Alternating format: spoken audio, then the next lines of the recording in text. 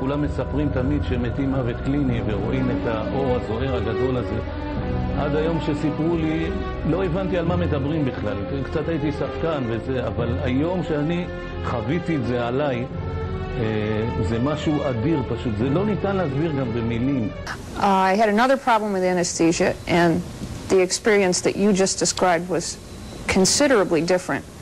And it does not stay with me like the NDE did. The NDE is just as clear and sharp today as it was the day I had it.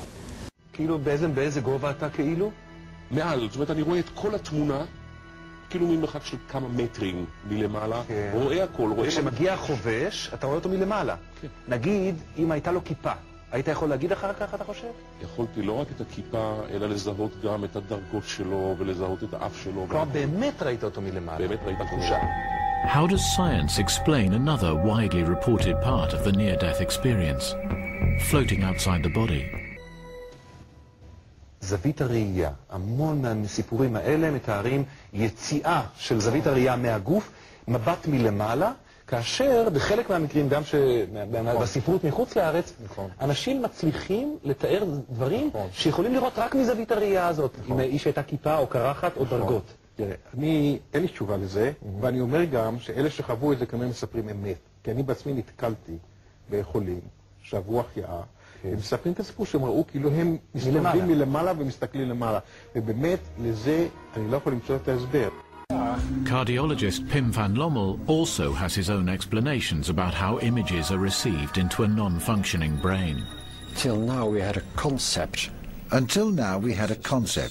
that consciousness and memories are generated by your brain. If this concept is true, then it would not be possible to experience your full consciousness with memories from early childhood, with cognition, with emotion, with perception, above and beyond your body, during a period when your brain is not functioning. But if the brain is dead and unable to generate images, where do they come from?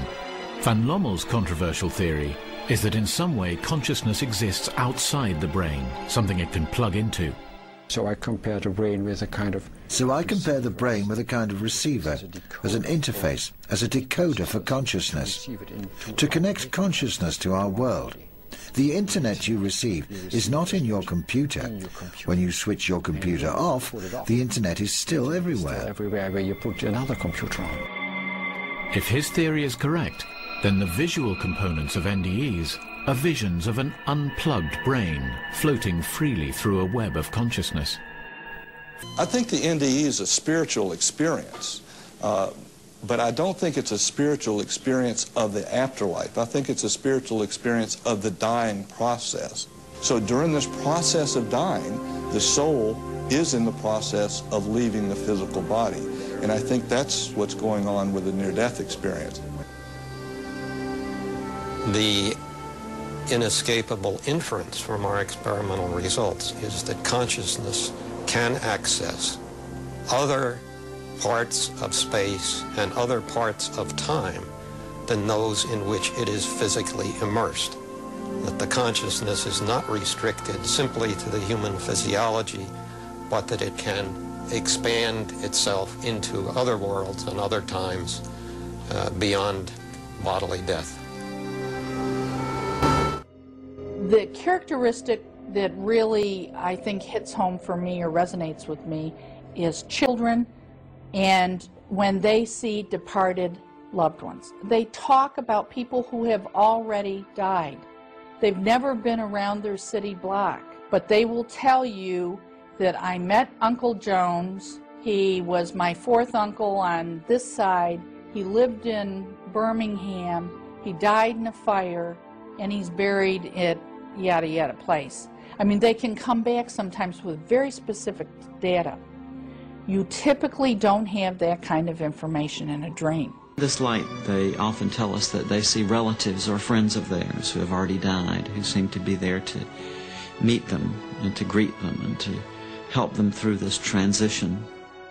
Particularly very great thing happened with me. It was that I saw my parents, my real parents, and I understood that they were killed.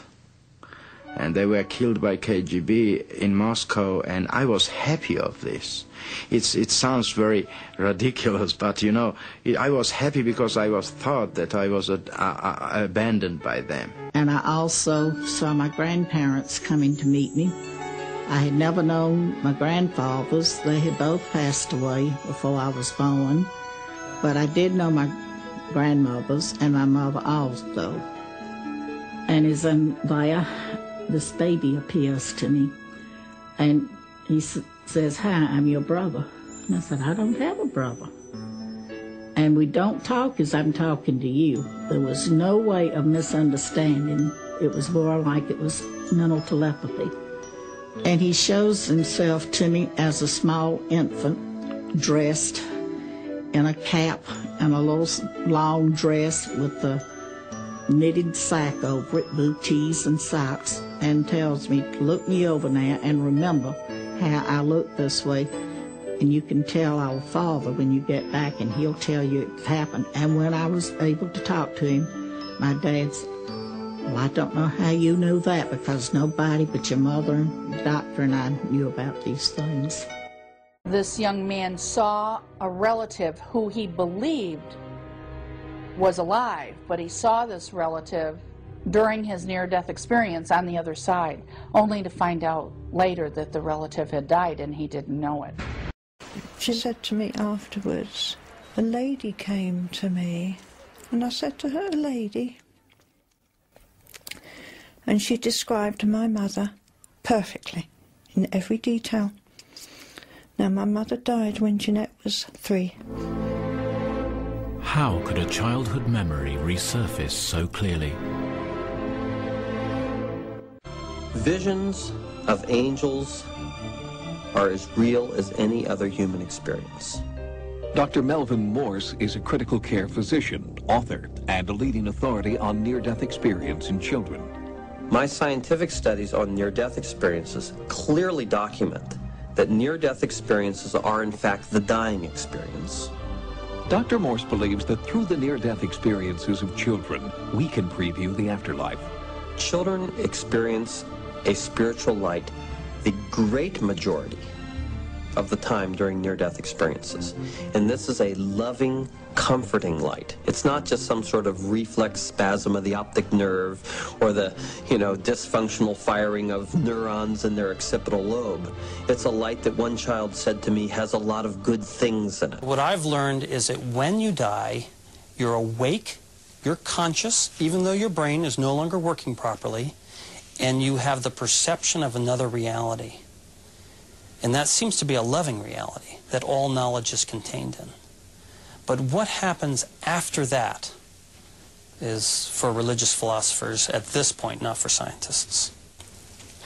This young girl here nearly died of fulminant mononucleosis.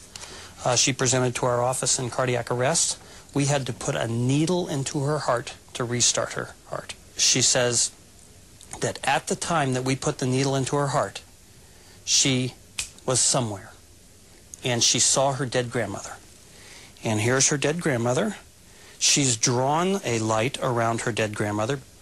She says, I saw my grandmother, and I was just so shocked to see her because she seemed so real and lifelike, and yet she had died some years ago. She then says, and then I was back. And I said to her, what do you mean you were back? And she goes, that's what I've been trying to figure out. Nadia McCaffrey was one such child. When she was 7, her life changed forever. Out playing, she was stung by a poisonous snake. I felt this enormous pain on my left ankle. And I stopped, of course, froze. And I knew immediately what that meant. I knew immediately that I was facing death. For 10 days, she struggled for life. Finally, the doctors gave up hope. What happened was I left my body. Look at it, I was not interested by that at all. All I could see was this beautiful light. This beautiful, powerful light, so full of love. She says she met a heavenly creature made of light who spoke to her. she was very, very clear on saying, you will not die, but I have to leave now. You cannot come with me. And you have a lot of things to do. You have to go back to life. Against the odds, Nadia survived, but she was changed. She no longer felt like a child and says she suddenly developed uncanny powers. I could hear some people's thoughts. I could feel people's pain. I could hear their sorrow. It was a torture. But I couldn't talk to anybody about it. And the only person really I trusted to talk to this experience was my grandmother. And when I told her, when I explained what happened to me, she looked at me and she very seriously said, don't you ever talk to anybody about this. They would think that you're crazy, and you know, you would be put away, you would be locked up. Nadia McCaffrey shut herself off from the world. Life on Earth was not enough. She longed to return to the heavenly creature bathed in light. At 17, she decided to try. Her first suicide attempt failed, but shortly afterwards, she tried again. When I reached this light, there was no one there, no beam of light. Just a white light. And I hear this enormous voice, like a thunder, coming from everywhere, but nowhere. Kind of coming like this, saying, you cannot stay here, you have not even begun your work yet. Oh, I thought to myself, here we go again. So, I am very feisty and I argue with everything and everybody. I wanted to argue with this voice, but trust me, you don't argue with that voice.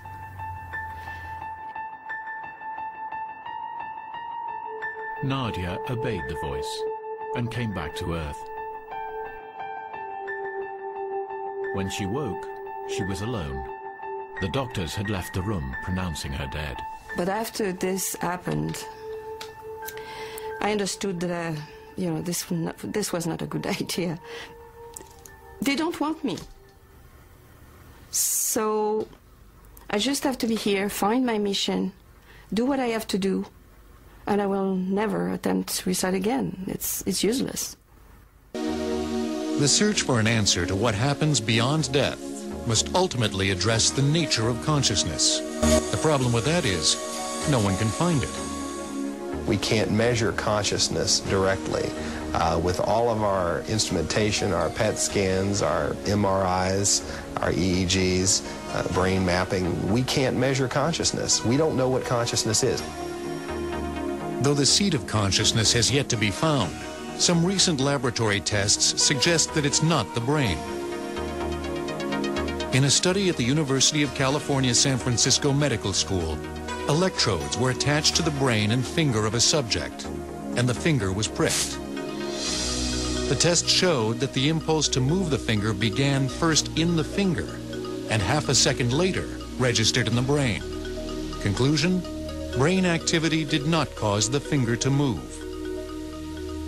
So in other words, we have a basic mystery here, which may indicate that what the brain is doing is really after the fact.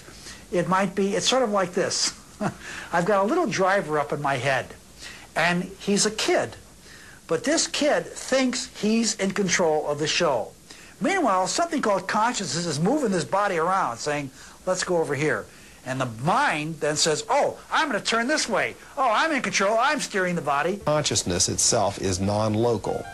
It is not localized within the brain. The brain is a receiver, very much like a television set. It has specific parts of the brain which are designed to receive specific types of information, memories, sounds, visual imagery, and so forth. But that those images, those sounds, those memories are not generated within the brain, but rather exist in some non-local database, and the brain simply functions as a receiver, like a satellite dish, to receive that information.